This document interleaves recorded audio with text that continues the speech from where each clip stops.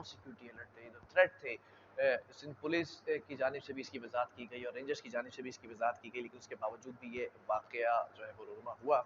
इस पर जानेंगे कि ये क्यों और कैसे हुआ और इसको कैसे जो है वो काउंटर किया जा सकता है।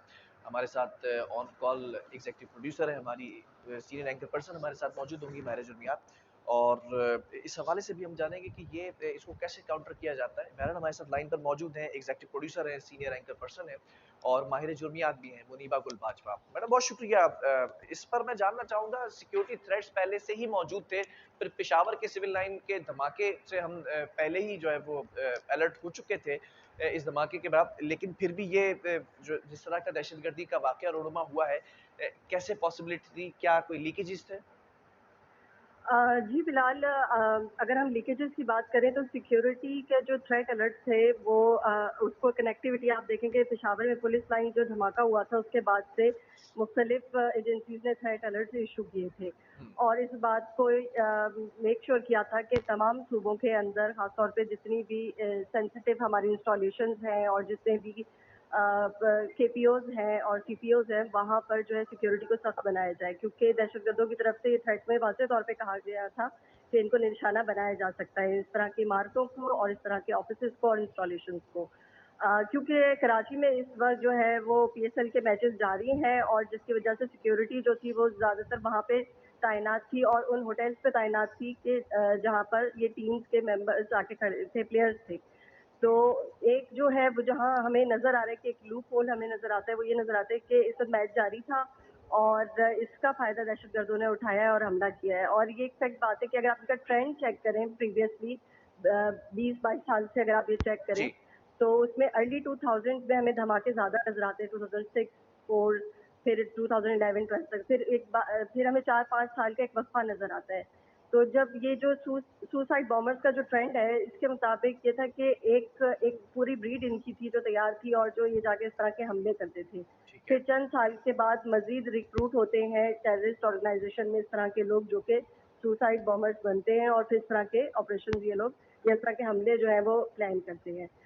इसमें सबसे अच्छी बात ये है कि हमारी लॉ एनफोर्समेंट एजेंसीज़ जो हैं वो प्रीवियस एक्सपीरियंसेस की वजह से इतनी ट्रेन हो चुकी हैं कि वो बहुत जल्दी जो है वो ऐसी सिचुएशंस को काबू में कर लेती हैं जिसके लिए वो टैक्टिकल ऑपरेशंस करती हैं। ठीक अच्छा, है। अब जहाँ तक टैक्टिकल ऑपरेशंस की बात है क्योंकि पाकिस्तान एक ऐसा मुल्क है जहाँ पे क्राइसिस नेगोशिएशंस की बात नहीं होती। यहाँ पर आके अगर हॉस्टेज सिचुएशन होती है तो वहाँ नेगोशिएशन का टाइम नहीं होता क्योंकि ये हमारे यहाँ जो ये टेररिस्ट है इनका माइंड सेट ये होता है कि ये अपने आप को ख़त्म करने के लिए आते हैं और मैक्सिमम डैमेज क्रिएट करने के लिए आते हैं बिल्कुल ताकि ऐसे ही। टेरर फैले। तो एक इनकी जो साइकी है वो इस तरह की है। तो हमारे यहाँ नेगोशिएशन से ज़्यादा जो है वो टैक्टिकल फोर्स जो है उसको तरजीह जाती है और टैक्टिकल ऑपरेशंस किए जाते हैं। ठीक है, तो मैं एक चीज़ और जी, जी। जानना चाहूँगा इस हवाले से, क्योंकि जो इस वक़्त सूरत-ए-हाल बर्पा हो चुकी है और अब स्ट्रैटेजीज़ तब्दील होती नज़र आएँगी। मोटिव पे ज़रा-सा बात कर लेते हैं। जैसे कि आपने कहा कि पीएसएल है, सीज़न 8 है, लेकिन वो उस तरफ अगर हम हट जाते हैं, केपीओ बिल्डिंग को ही क्यों जो है वो निशाना बनाया गया? जबकि हमें ये भी मालूम है सोर्सेज़ से कि 2 तरह के थ्रेट्स आ चुके थे, मुख्तलिफ जो बैंड ऑर्गनाइज़ेशंस, और मेरे सोर्सेज़ भी ये बता रहे हैं कि एक ऐसी कलदम तंज़ीम है जिसने ज़िम्मेदारी एक्सेप्ट कर ली है। तो फिर ये मोटिव क्या हो सकता है इस धमाके का और इस दहशतगर्दी के वाक़ये का? अच्छा, अभी तक जो हमारे पास एक विविड किस्म का जो ओपिनियन आया है वो तहरीक-ए-तालिबान पाकिस्तान की तरफ से हुँ, आया है कि कालिज़म जमात की तरफ से कि उन्होंने ऑपरेशन किए इस वाले हमले की ज़िम्मेदारी कबूल की है। लेकिन अगर आप थोड़ा पास में चले जाएँ रिसेंट पास्ट में, पिछले 2 हफ्ते में जितने दहशतगर्द गिरफ्तार हुए हैं मुख्तलिफ कालिज़म तंज़ीमों से और आपको याद होगा कि हमने 1 या 2 दिन पहले ही एक स्टोरी की थी जिसके अंदर जो कालिज़म तंज़ीम के दहशतगर्द गिरफ्तार हुए थे जिनके जी, पास से बिल्कुल। 1000 के करीब डेटोनेटर बरामद हुए थे। बिल्कुल ऐसे ही है। तो ये सारी चीज़ें इस बात की निशानदेही करती हैं कि कराची में ये चीज़ें मौजूद हैं। अभी इनके खिलाफ ऑपरेशन जारी था। जैसे आपने अभी ज़िक्र किया था कि सीएम सिंध के पास डेली रिपोर्ट जाती है और डेली हमारे पास जो है वो पुलिस और रेंजर्स के ऑपरेशंस की वजूहात आती हैं। जहाँ तक मोटिव की बात है, फिलहाल तो मैं आपको ये बताऊँगी कि देखिए दहशतगर्द जब हमला करता है किसी जगह पर, तो एक तो उसका मोटिव ये होता है वल्नरेबिलिटी देखता है, क्या कि आसानी से वहाँ अप्रोच किया जा सकता है कि नहीं, प्रॉपर रैकी करते हैं ये लोग। और दूसरा इनका मोटिव ये होता है कि आसानी से हम जब वहाँ पहुँच जाएँ, तो हम मैक्सिमम डैमेज कर सकें। ठीक है। पीएसएल की वजह से सारी जो सिक्योरिटी थी, वो डाइवर्ट थी रेजिडेंशियल जहाँ पे होटल्स हैं, जहाँ टीम्स ठहरी हुई हैं वहाँ पर, और इधर जहाँ पर स्टेडियम पे, जहाँ आम आवाम ने आना था, जहाँ मैचेस होने थे वहाँ पर। हुँ, तो ये दो चीज़ें ऐसी हैं कि जहाँ पे सिक्योरिटी ज़्यादा थी। तो केपीओ ऑफिस की अपनी बिल्डिंग की सिक्योरिटी हम ये नहीं कहेंगे कि कम है, लेकिन वो उस तरह से उतनी ज़्यादा एक्टिव नहीं थी जितनी होनी चाहिए थी। नॉर्मल जो डेली रूटीन थी उस लिहाज से थी। तो थ्रेट के लिहाज से अगर इसको कंपैरेटिवली हम इसका एनालिसिस करें, तो ये मोस्ट वल्नरेबल जगह थी जहाँ पर ये आके अटैक कर सकते थे और उन्होंने किया। और ठीक मैक्सिमम है, डैमेज की भी बात करें तो जितना डैमेज ये क्रिएट कर सकते थे, जितना आर्म्स एंड एम्यूनेशन ये अपने साथ लाते हैं, वो पूरा यूटिलाइज करते हैं। ठीक है। जितनी देर तक ये चाहते हैं दहशतगर्द, इनकी साइकी होती है कि जब ये हमला करते हैं कहीं पर, तो ये इतने ड्यूरेशन तक मेंटेन करते हैं, मैक्सिमम ड्यूरेशन तक, कि जितनी देर तक ये होल्ड कर सकते हो और इनके पास आर्म्स और एम्यूनेशन खत्म नहीं हो जाता। हुँ, तो इस वाले सिनेरियो में भी, आज के दिन के उसमें भी अगर हम ये देखें कि जब दहशतगर्दों ने हमला किया और वो पहली मंजिल से जब दाखिल हुए दाखिली दरवाजे से अटक के, और उसके बाद जब चौथे फ्लोर तक पहुंचे, फिर वो छत पे चले गए। इसलिए क्योंकि इन्होंने वापस तो आना नहीं होता, इन्होंने गिरफ्तारी तो देनी नहीं होती, आखिर में इन्होंने सुसाइड ब्लास्ट करना होता है। हुँ। तो वो ही उसी तरह से ये अपने आप को जो है वो सुसाइड ब्लास्ट करके उन्होंने ये पूरा अपना हमला जो है वो कंप्लीट किया है। ठीक है, तो मुनीबा गुल साहब जैसे प्रोग्राम से पहले तमाम चीज़ों को आप देख रही थी, आप एग्ज़ीक्यूटिव प्रोड्यूसर भी हैं, लेकिन मैं चाहूँगा ज़रा वो माहिर जुर्मियात वाली कैप पहनकर एक आपका एनालिटिकल बेसिस के ऊपर कमेंट कि आपने मोटिव की बात की और अगर हम कैजुअलिटीज़ की बात करते हैं तो 3 शहादतें जो है वो मौसूल हुई हैं, उसमें एहलकार भी हैं, रज़ाकार भी हैं और ज़ख्मियों की तादाद तकरीबन 15 से 16 तकरीबन बताई जा रही है। तो मैक्सिमम डैमेज जो कर सकते थे ये 5 दहशतगर्द और जिसमें से ये भी बताया जा रहा है कि जब टॉप फ्लोर पे ये पहुंचे तो 2 जो दहशतगर्द थे वो सुसाइड जैकेट्स भी पहने हुए थे। तो ऐसा लग रहा है कि मैक्सिमम डैमेज करने में कामयाब नहीं हो सके, जो मकासद थे वो हमारी फोर्सेस ने इनके नाकाम कर दिए। बिल्कुल ऐसे ही है कि फोर्सेस ने इनके, जो हमारी लॉ इन्फोर्समेंट एजेंसीज है, क्योंकि वो प्रीवियसली अगर हम पास की बात करें तो वो इतनी ट्रेन है, इस तरह के वाकयात होते रहे हैं और इस तरह के ऑपरेशन करके दहशतगर्दों को हलाक किया जा चुका है। तो ये चीज़ तो बहुत क्लियर है कि हमारी लॉ इन्फोर्समेंट एजेंसीज ट्रेन है इस तरह के कोई भी हमले के लिए, ठीक इसमें है। कोई दो राय नहीं है।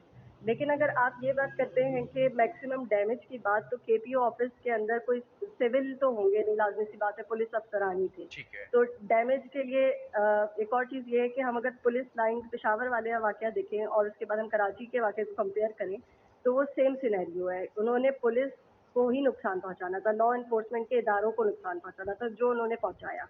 अगर आपको याद हो कि आज कुछ साल पहले स्टॉक एक्सचेंज का वाक़या जो कराची में हुआ था, वो भी इसी तरह की हॉस्टेज सिचुएशन थी। तो जब ये दाखिल हो रहे थे, इन्होंने सिविलियंस को निशाना बनाया था और उस वक़्त तकरीबन 12 जो सिविलियंस हलाक हुए थे इसमें। जी, बिल्कुल याद है। तो तो इसमें ये है कि आप जब आप कंपैरेटिवली आप ये देखेंगे कि इन्होंने जब केपीओ ऑफिस में हमला किया है, तो उन्होंने कोशिश ये की कि मैक्सिमम पुलिस एहलकारों को और पुलिस अफसरान को निशाना बनाया जाए और बिल्डिंग डैमेज की जाए। अब बिल्डिंग के अंदर जो है वो इनका अपना एक सिस्टम होता है, पूरा रिकॉर्ड मेंटेन होते हैं और 10,000 चीज़ें वहाँ पर अवेलेबल होंगी जो कि सेंसिटिव होंगी, जो आम आदमी की पहुँच पे नहीं है।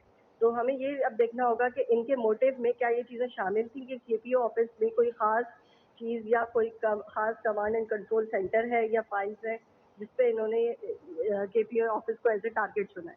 ठीक है, ज़रा वाइड एंगल एनालिसिस पर जाते हैं, आखिरी सवाल आपसे करूँगा मैं। ये तो हो गई कराची की इस सतह पर जो बात की जा रही है दहशतगर्दी के इस वाक़ये की केपी ऑफ़िस में। लेकिन पूरे मुल्क की अगर बात की जाए तो ये पेशावर सिविल लाइन्स की अगर बात की जाए वहाँ पर ये वाक़या, फिर कराची के अंदर और दीगर वाक़यात होते नज़र आ रहे हैं इस हुकूमत में। तो किस तरह से देखती हैं कि ये दोबारा से एक्टिव होती नज़र आ रही हैं कलअदम तंज़ीमें, टेररिस्ट ऑर्गनाइज़ेशंस और मकासद क्या हो सकते हैं?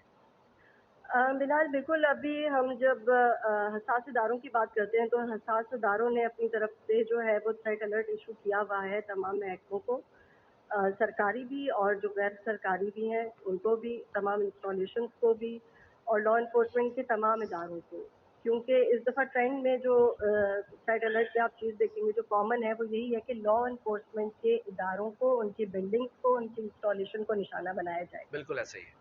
तो ये एक चीज़ हमें जो है वो ख़ास तौर पे इस बात का ध्यान रखना पड़ेगा और तमाम लॉ एनफोर्समेंट एजेंसीज़ को, हसास इदारों को भी, कि इस तरह के मज़ीद वाक़यात से अगर बचा जा सकता है तो सिक्योरिटी को थोड़ा-सा और ज़्यादा प्रूफ बनाए, कोई लूप होल नहीं रहना चाहिए। हम ये तो नहीं कह सकते कि भई इनकी वजह से या दहशतगर्दी के वाक़यात होने की वजह से मुल्क की एक्टिविटीज़ रुक जाए। अगर हमारे यहाँ मैचेस का एहतमाम हो रहा है, इतनी बड़ी सीरीज़ चल रही है, तो वो वैसे ही चलती रहनी चाहिए। इनके इरादों को पसपा करने के लिए ज़रूरी है कि जो एक्टिविटीज़ हैं मुल्क की, उनको कम ना किया जाए, वो वैसे ही रहने चाहिए, हौसले बुलंद ठीक है। रहने चाहिए और सबसे बेहतर तरीका ये है prevention is better than cure वाली बात है कि आप प्रिवेंशन पे ज़्यादा फ़ोकस करें, अपनी सिक्योरिटी ज़्यादा फुल प्रूफ बनाएँ ताकि इस तरह के वाक़यात को जो है वो मज़ीद आगे आने से रोका जा सके। ठीक है, बहुत शुक्रिया मुनीबा गुल बाजवा हमारे साथ ऑन कॉल मौजूद थीं।